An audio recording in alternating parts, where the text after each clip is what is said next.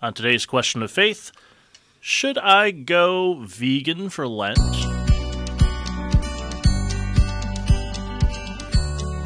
Hey everybody, this is Question of Faith. I am Mike Hayes. I am the Director of Young Adult Ministry in the Diocese of Cleveland. And I'm Father Damian Ference, the Vicar for Evangelization. And I'm Millie Prebel, Pastoral Minister at St Joan of Arc Parish in Chagrin Falls. Hey Millie, I think you're the first non-diocesan employee that we've had on the program. Is that right? I think that may be true. Well, technically, I do work for the Well, diocese. that's true, because you work for a parish, not in this edifice, if you would. Right, yeah. right. From Cathedral Square, yeah. Exactly.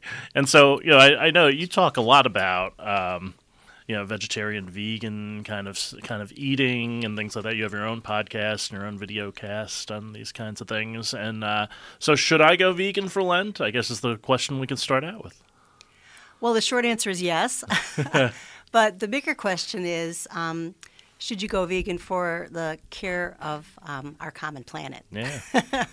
It was funny because I just got certified last October as a lay ecclesial minister, and one of the classes I had social justice. So because I have this whole food plant-based lifestyle, and it's a pretty big passion of mine, I decided to look into the social justice aspect of it, and I wrote my whole final project on it. Oh, cool. And I looked at, how truly are we called to live and move and have our being as Christians in the world, with mercy and compassion and kindness and care for the planet, and really how we nourish ourselves makes a difference. It matters to ourselves, because we are, the temples of Christ, right? The same Christ that, persecuted, died, resurrected, dwells within us.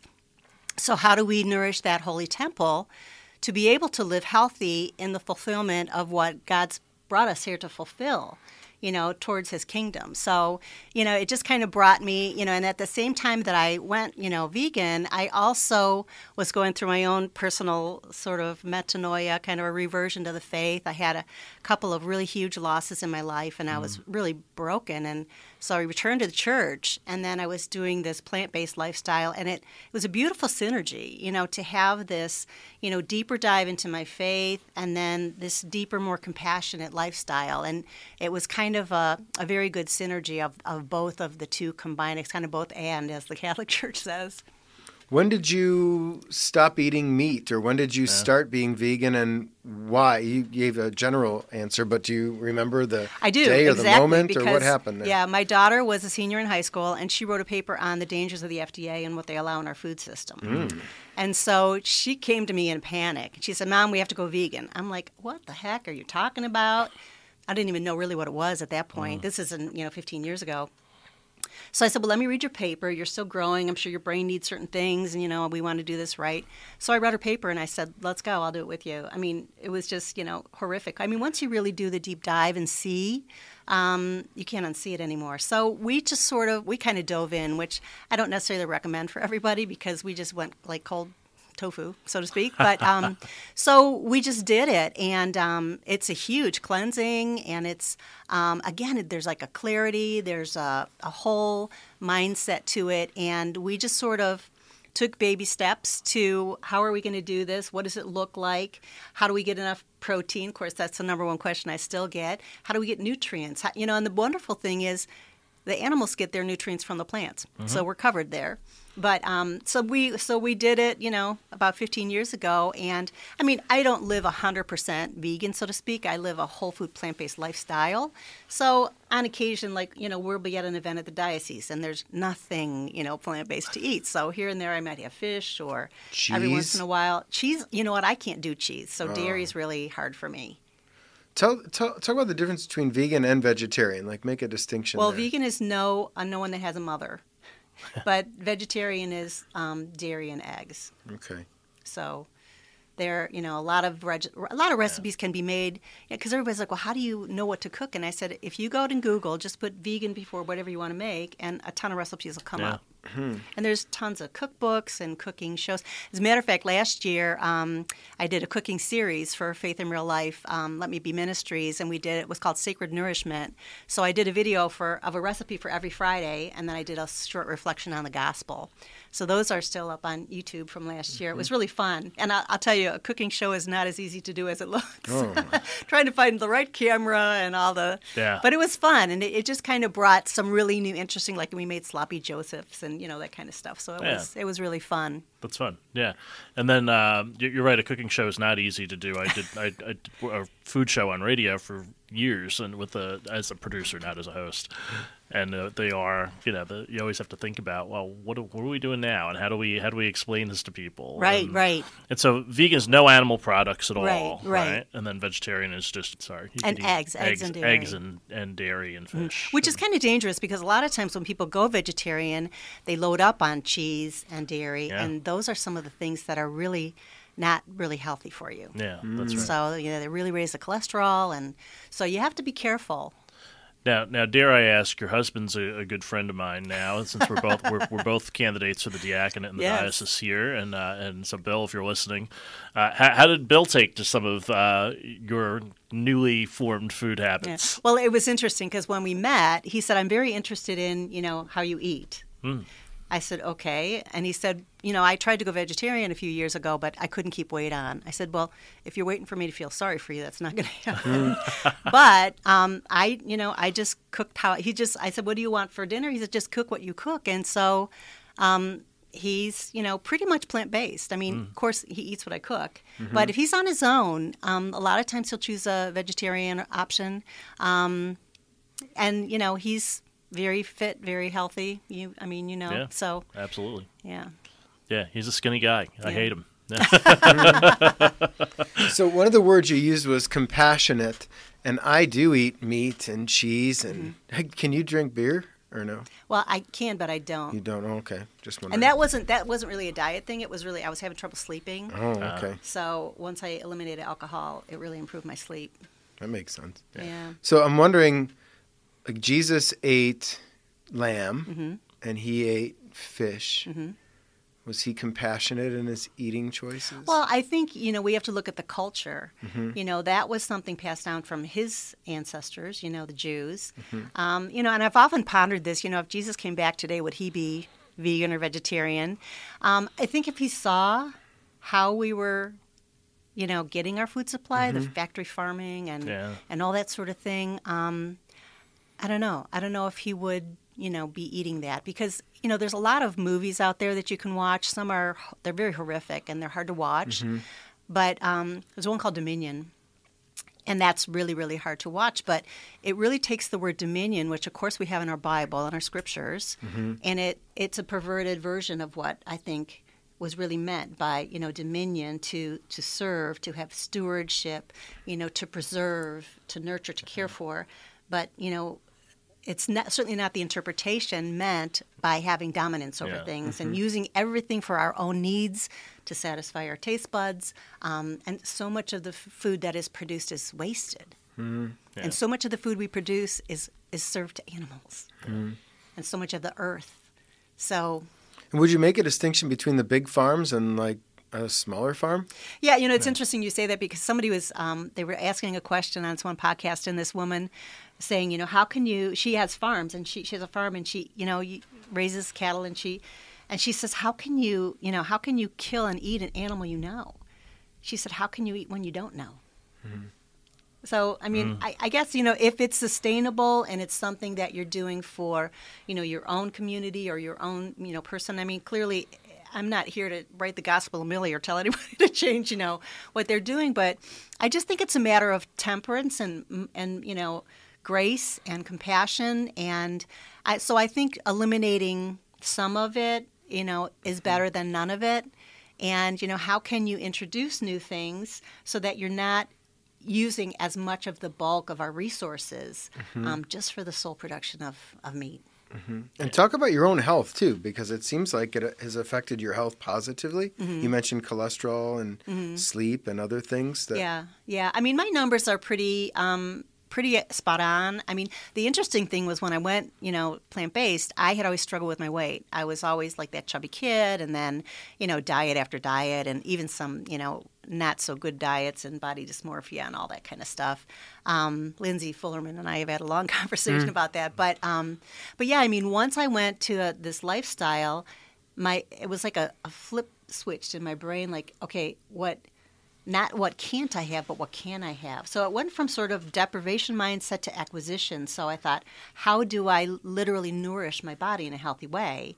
And so I have a lot of energy. I have kids in my mid-30s, so I won't tell you exactly how old I am, but I'm way older than you guys. And, people just are amazed at the energy I have. It's been a really good, it's good. The thing about when you adopt a plant-based lifestyle, it doesn't fix one thing; it fixes the system itself. So cholesterol, heart disease, diabetes, even Alzheimer's.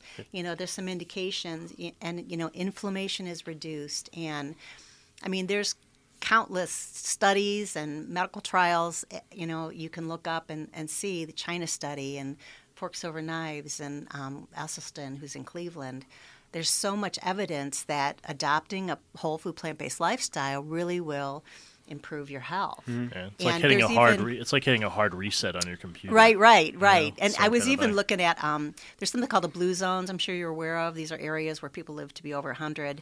And one of them is Loma Linda because of the Seventh-day Adventists, believe it or not. So, but this gentleman, he discovered in his research that I think it's like 750,000 people die prematurely solely because of their diet and lifestyle. Yeah. So if you think about what's God's desire for us, right? He wants us to live in fullness and abundance, carrying out our work for the kingdom. If those lives are cut short, I'm sure you know, we all know someone whose life was cut short that we thought, gosh, they had so much more to do. Even with the COVID pandemic, so many of those who died had preconditions, and a lot were obesity and diabetes and other heart conditions that many of which could be brought on by diet. Lifestyle, yeah. And that's a great point, and that's one of the things I was really frustrated. Of course, unless you're circled in this community, they never address the health issues at the pandemic. It was like, oh, let's just do the vaccine, let's do this, let's do that. I'm like, what about the poor health of the nation? Like, why don't we address lifestyle choices and, food habits and that sort of thing too? I never had it. I've never had it all this time. So, I just feel like it really builds your immune system.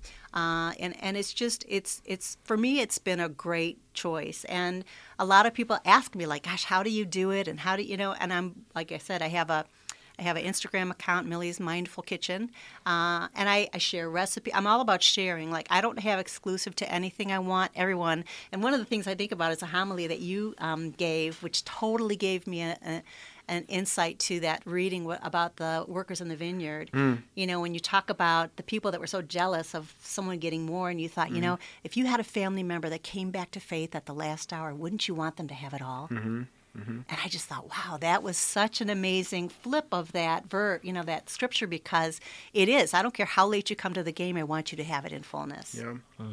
So one of the questions that comes up with healthy eating is it only for the rich? Because where do you see all the fast food stores and shops deserts, and restaurants in poorer neighborhoods? Because it's hard to eat well. It's hard to eat whole food. There's a reason Whole Foods are in Whole Foods stores are in wealthier neighborhoods, right? So how do you respond to that critique? Okay, this sounds really nice, but I don't have all that money, and it's easier for me just to go to McDonald's or KFC or Popeyes or Wendy's or wherever you go. Well, you can have. There's vegetarian options at almost all the fast food places. My answer to that is beans are under $1 a can. And that's a great source of protein. And all the centurions eat beans at least once a day. Frozen veggies. You can get frozen spinach. And if they're flash frozen, they have all the nutrients. I just got both of my kids for Christmas plant-based on a budget. So, I can make a meal for $3 for the two of us. So there are ways to do it. I think sometimes, in all honesty, and not to be judgy, but I think people come up with 101 excuses why they can't do it. and I can come up with 102 what they can. So I think you really have to be resourceful, of course. You can get some of these produce misfits. There's ways to get cheap produce. And yes, there are a lot of people working on that food desert issue where it is, and not only that, there's food deserts where they can't get access to healthy foods, but they also have higher risks in those areas. Yeah. Their health conditions are not as good. Yeah, I'm a big supporter of the Cleveland Food Bank, and one of the things they try to do is get fresh produce out to everybody to make sure that one it of is my a balanced cousin's diet. husbands actually started that, Father Ed Worley. So we're very close with that community, and there are ways to do it, as you said. If you really want to, you can do it. And if people are looking for recipes or questions how to do it, I'm happy to answer questions or happy to direct them to areas that will give them the information that they that can help them on the journey. Because it is a journey. Anytime you change something, and I don't do it perfect, but I'm trying to be perfected, as we say. But we're supposed to be kind and compassionate and merciful and filled with grace for ourselves and for others. And to me, it was funny because when I put this day together, it was going to be a retreat, like a 3-day retreat. That's how I designed it for my project. And I wanted to have Friday night be the movie night. So I looked and looked and looked, and I had a hard time finding a movie that I could actually show that people wouldn't walk out of, or that would not get, because if you're not immersed in the lifestyle, it's really hard to just introduce somebody to that. So I found this movie called The Prayer for Compassion, and it was like this hippie dude that had like a 4-year-old daughter, and he researched all the religions and thought, are you really living your faith practices? So it was kind of an interesting way to look at it. It's called A Prayer for Compassion. And, so much of our disorder, I'm sure you hear it in confessionals, we hear it, as ministers, so much of our disorder and our dis-ease comes from when we're not living our virtues and our values. When there's that disconnect, it's where we have that disease, and it leads to dis-ease in the body, which leads to disease. So there is a connection. There's a universal connection between all God's creation. We're universally connected, and what happens, it's like the butterfly effect. Like what happens in one area really affects the other. And I think we have to be conscientious, even just about the earth, ecologically. Francis and JPII and Benedict all talked about, this ecological, universal care for our earth. And I loved a quote I heard that said, we don't inherit the earth from our ancestors, we borrow it from our children. So what are we leaving our children? Yeah. Especially with factory farming, it's like 15% of all greenhouse gases are coming from there because of our high levels of consumption. And just the areas, talking about, the poor communities, those farms are often in poor areas, and the runoff and the, pollution is seriously affecting their health, their water, all that. The air, so everything, it's it's a large issue, and and it's funny because I think sometimes we look at the bigger picture and think, gosh, there's nothing I can do. It's like you can make a decision on your plate every day. We can do small things that make a big impact. Yeah. Even small changes are good. Right, A lot of people go mostly vegetarian instead of totally vegetarian. Right. That's kind of what I do. Is I kind of Right. go mostly vegetarian. I eat meat once in a while, but I try. I try to eat a little. First of all, I try to eat organic where I can. Right. But at the same time, it's okay. Do I have to eat that? No, I probably don't. Right. Here's a question. Since Lent is coming up in a little less than a week now, is it okay for folks to eat meatless burgers on Friday? That's interesting you asked that, because I get asked that a lot. Like when they first came out, people were calling them Franken meats and, all this other stuff, and that's not any better for you. I try and limit my intake of it. Like you guys are going to have a version for lunch today of a plant-based sausage, which I'm sorry, you can't tell the difference. So on occasion, yes, definitely, who doesn't want a good burger? And they're so realistic now. But I try and limit my intake because they are processed, and processed foods, are not the greatest for you. We should all try and eat, whole foods, but moderation again, and when I first went, vegetarian and vegan, there was none of these options, and what they had was horrible. So they've really come a long way, and as far as just that satiation, that the taste bud thing, where it's like, man, this is really really good. And vegan food, whole food is delicious. The nice thing about it too is it's very international. Like I make Ethiopian, Mexican, Cuban, Mediterranean. Yeah, Mediterranean. I mean, there's so many great foods, and it's funny because I was talking with Mike earlier when Father Dan came down here. I had done some cooking for him when we were out at Holy Angels. And so he asked me, he's like, "Oh, could you do some stuff for the bishop?" He's really trying to, watch his diet.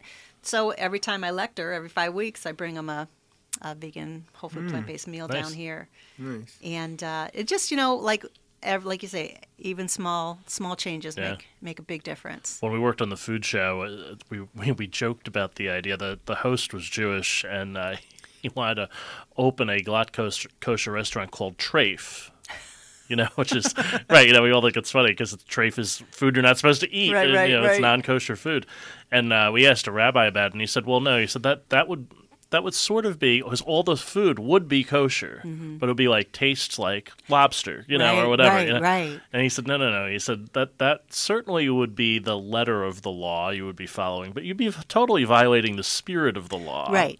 This is how I sort of feel about about the meatless burgers on Friday. It's like, well, wait a minute. Yeah, what are you doing here? Yeah. But again, I mean, if that's the way that someone's going to, choose to, dip a toe in the pool of possibilities, so to speak, by all means, try it.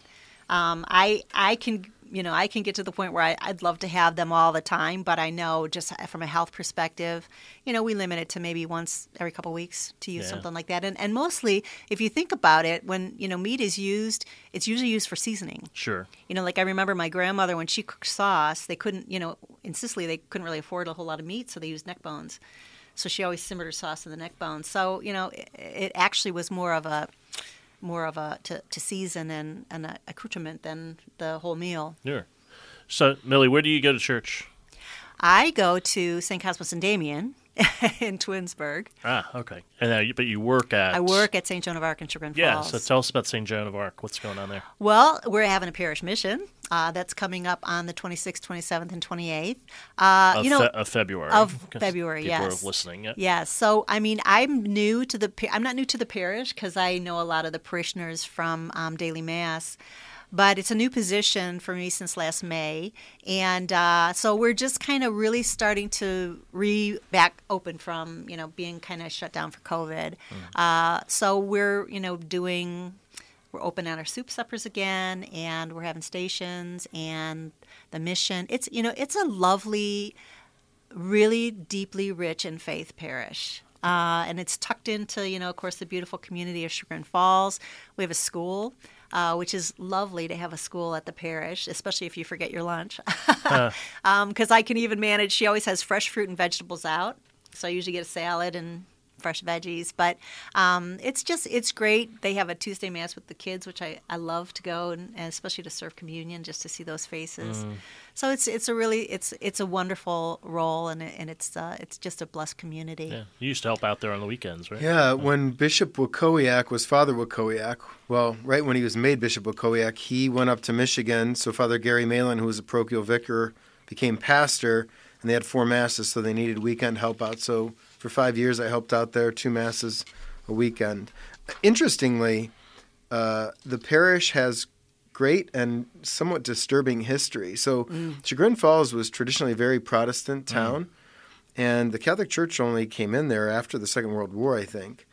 And the property they gave them was right on the edge of the community, so as far out as you can be. Right. And when the church was first built, if you could believe this, there was a cross burned on the front yard of the church parish property. So, yeah, a little anti-Catholicism. I think it's gone now, but it was there. Yeah. And it's important to remember that. Yeah. Well, no time like the present. Our gospel for this weekend is from Matthew. You have heard that it was said you shall love your neighbor and hate your enemy. But I say to you, love your enemies and pray for those who persecute you, that you may be children of your heavenly Father. See, it all comes together. That's it. I mean, even the first reading from Leviticus, if your heart is filled with hate, then there's not enough room to love. So, gotta love like the Lord loves, and yeah. And if your heart is filled with meat, you should probably try a vegan diet. Or a more compassionate approach. I will say this: I'm going to continue to eat meat because I like it. But at the Super Bowl party this past weekend, there was buffalo chicken dip, right? Which is chicken and cheese and other cheese. Oh, I ate so much of it. I'm sure you got sick. I didn't get sick. I didn't puke or anything. But I had a really hard time sleeping. And at that point in my life, I wish I just ate salad. And so I regretted eating too much buffalo chicken dip. But I had a little bit on my plate with some Fritos. Fritos only has 4 ingredients, Fritos right? are vegan. Yeah, well, then I ate too much of that chicken dip. So maybe you got me thinking. I'm not an instant convert, but yeah, I ate too much chicken dip. The question is, how do you feel? Today, pretty great. But how did you feel after that? That night, I didn't sleep well. I had bad dreams because spicy food makes me have bad dreams. Well, interestingly, one of the first books I read was Thrive, about an athlete on how to recover faster. And he discovered that meat takes so long and dairy so long in your body to digest overnight that you don't get to the healing that the body's supposed to do at night. So that can be a challenge. Yeah, that's a challenge. All right, so we'll both probably try some of this throughout the. I'm like Father Damian. I'm not going to give up eating meat anytime soon. But I do try to make healthier choices. So thanks for inspiring us this Lent. Absolutely. And Mike, let's eat vegan for lunch today. Yeah. Okay. Yeah. That's because Millie brought us lunch. Thanks for that. Also. Oh, you're welcome. My pleasure. And thanks for joining us today, Millie, Prebel, and everybody else here on Question of Faith.